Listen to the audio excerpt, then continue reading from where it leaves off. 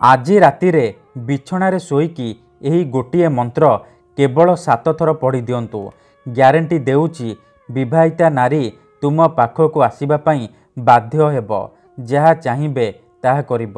ଏହି ବଶୀକରଣ ମନ୍ତ୍ର ଏତେ ଶକ୍ତିଶାଳୀ କି ଯେଉଁ ଝିଅ ବା ନାରୀ ପାଇଁ ଆପଣ ଏହି ବଶୀକରଣ ମନ୍ତ୍ରକୁ ପଢ଼ିବେ ଗ୍ୟାରେଣ୍ଟି ଦେଉଛି ସିଏ ଆପଣଙ୍କର ବଶରେ ହୋଇଯିବ। ରାତିଦିନ ଘରକୁ ଡାକିବ, ଯାହା ଚାହିଁବେ ତାହା କରିବ। କେବଳ ଆପଣଙ୍କୁ ବିଛଣାରେ ଶୋଇକି ଏହି ମନ୍ତ୍ରକୁ 7 ଥର ପଢ଼ିବାର ଅଛି। ତାପରେ ଦେଖିବେ ଚମତ୍କାର। ଆଜ୍ଞା ହଁ, ଆପଣ ସମସ୍ତଙ୍କର ଇଚ୍ଛା ଥିବ ସୁନ୍ଦରୀରୁ ସୁନ୍ଦରୀ ଝିଅକୁ ପଟେଇବା ପାଇଁ, ପଡ଼ିଶା ଘର ସୁନ୍ଦରୀ ଭାଉଜକୁ ନିଜ ବଶରେ କରି ତାଠାରୁ ନିଜର ମନ ମୁତାବକ କାମ ହାସଲ କରିବା ପାଇଁ। କିନ୍ତୁ ଇଏ ଏତେ ସହଜ ନୁହେଁ।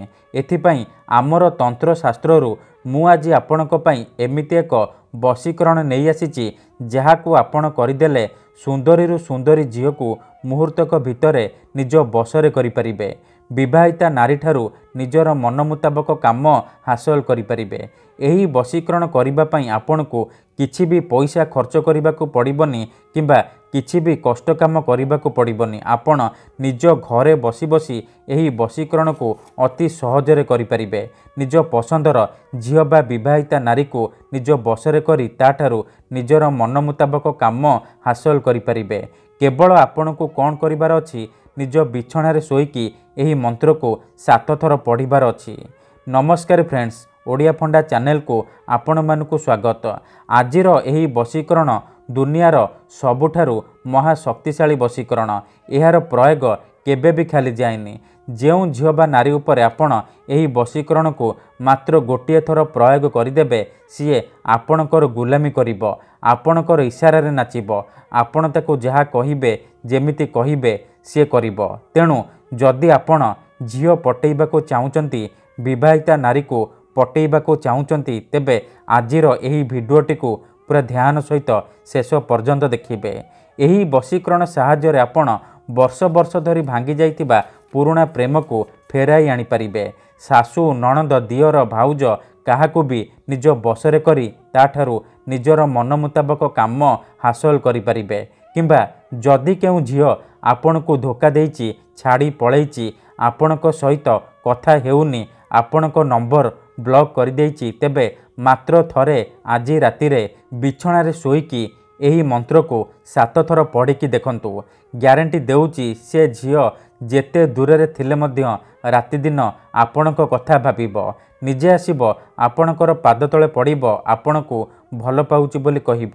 ତେବେ ଏହି ବଶୀକରଣକୁ କେହି ବି ଅତି ସହଜରେ କରିପାରିବେ। ଏହି ବଶୀକରଣ କରିବା ପାଇଁ ଆପଣଙ୍କୁ ବେଶୀ କିଛି ସାମଗ୍ରୀର ଆବଶ୍ୟକ ନାହିଁ କିମ୍ବା ବେଶୀ କିଛି ନିୟମର ପାଳନ କରିବାକୁ ପଡ଼ିବନି। ଏହି ବଶୀକରଣ ବିଧିକୁ ଆପଣ କେଉଁ ବି ବାରରେ କରିପାରିବେ। ଠିକ୍ ଅଛି, ତେବେ ଏହି ବିଧିଟି ଆପଣ କିପରି କରିବେ, କେମିତି କରିବେ ମୁଁ ଆପଣଙ୍କୁ ଶିଖେଇବି। ବିଧିଟି ଜାଣିବା ପୂର୍ବରୁ ମୋର ଆପଣମାନଙ୍କୁ ଅନୁରୋଧ କି ଯଦି ଆପଣ ଆମ ଚ୍ୟାନେଲକୁ ନୂଆ ଆସିଛନ୍ତି ତେବେ ଦୟାକରି ଚ୍ୟାନେଲକୁ ସବସ୍କ୍ରାଇବ୍ କରି ପାଖରେ ଥିବା ବେଲ୍ ଆଇକନ୍କୁ ମଧ୍ୟ ଦବାଇ ଦିଅନ୍ତୁ। ଯାହାଦ୍ୱାରା ଆମେ ଯେଉଁ ବି ଭିଡ଼ିଓ ଅପଲୋଡ଼ କରିବୁ ସର୍ବପ୍ରଥମେ ଆପଣ ଦେଖିପାରିବେ ଆଉ ତାହାର ଲାଭ ପାଇପାରିବେ। ମନେ ରଖନ୍ତୁ, ଏହି ବଶୀକରଣ ବିଧିକୁ ଆପଣ କେବଳ ମଙ୍ଗଳବାର କିମ୍ବା ଶନିବାର ଦିନ କରିବେ। ବିଧିଟି କରିବା ପୂର୍ବରୁ ଭଲ ଭାବରେ ହାତ, ଗୋଡ଼, ମୁହଁ ଧୋଇକି ସଫା ବସ୍ତ୍ର ପିନ୍ଧିକି ଆପଣ ଏହି ବଶୀକରଣ ବିଧିକୁ ଆରମ୍ଭ କରିବେ। ଠିକ୍ ଅଛି, ପ୍ରଥମେ ଆପଣ କ'ଣ କରିବେ, ଯେତେବେଳେ ରାତିରେ ଶୋଇବା ପାଇଁ ଯିବେ କିଛି ସାମଗ୍ରୀ ଆଣିବେ। ଦେଖନ୍ତୁ, ଏହିପରି ଖଣ୍ଡେ ସାଧା କାଗଜ ଆଣିବେ, 2ଟା ଲବଙ୍ଗ ଆଣିବେ ଆଉ କଳା ସୂତା ଆଣିବେ। କାଗଜରେ ଆପଣ ଗୋଟିଏ ମନ୍ତ୍ର ଲେଖିବେ। ଦେଖନ୍ତୁ, ମୁଁ ଏଠି ମନ୍ତ୍ର ଲେଖିଛି, ଓମ୍ ନମ କାମାକ୍ଷା ଦେବୀ ଆମୁକଂ ମେ ବଶ୍ୟମ୍ କୁରୁ କୁରୁ ଫଟ୍ ସ୍ୱାହା। ଏହି ମନ୍ତ୍ରକୁ ଆପଣ ଲେଖିବେ। ତାପରେ ଯେଉଁ 2ଟା ଲବଙ୍ଗ ଆଣିଛନ୍ତି ସେ 2ଟା ଲବଙ୍ଗରୁ ଗୋଟିଏ ଲବଙ୍ଗ ହାତରେ ଧରିବେ ଆଉ ଗୋଟିଏ ଥର ସେଇ ଝିଅ ବା ସ୍ତ୍ରୀର ନାମ କହିକି ଏ ଲବଙ୍ଗରେ ଫୁଙ୍କିଦେବେ। ତାପରେ ଆଉ ଗୋଟିଏ ଲବଙ୍ଗ ଧରିବେ, ନିଜର ନାମ ଗୋଟିଏ ଥର କହିକି ଆପଣ ଲବଙ୍ଗରେ ଫୁଙ୍କିଦେବେ। ଏତିକି କରିସାରିବା ପରେ ଆପଣ କ'ଣ କରିବେ, ସେ 2ଟା ଲବଙ୍ଗକୁ ଏହିପରି ଏକାଠି କରିବେ। ତାପରେ ଯେଉଁ କଳା ସୂତା ଆଣିଛନ୍ତି ଆପଣ ସେଇ କଳା ସୂତାରେ 2ଟା ଲବଙ୍ଗକୁ ଭଲ ଭାବରେ ବାନ୍ଧିଦେବେ।